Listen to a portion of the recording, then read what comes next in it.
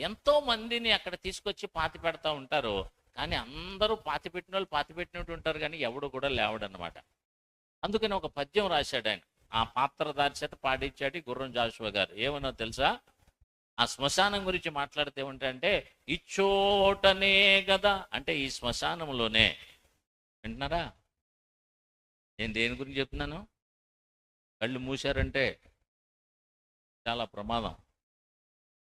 ఇచ్చోటనే గదా అంటే ఈ స్థలంలోనే కమ్మని రవీంద్రుని కుంచే మట్టిలోన కలిసిపోయే.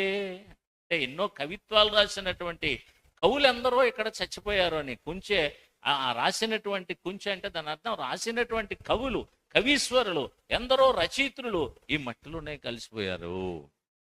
తర్వాత ఇంకా ఆయన అంటాడు, లేత ఇల్లాలి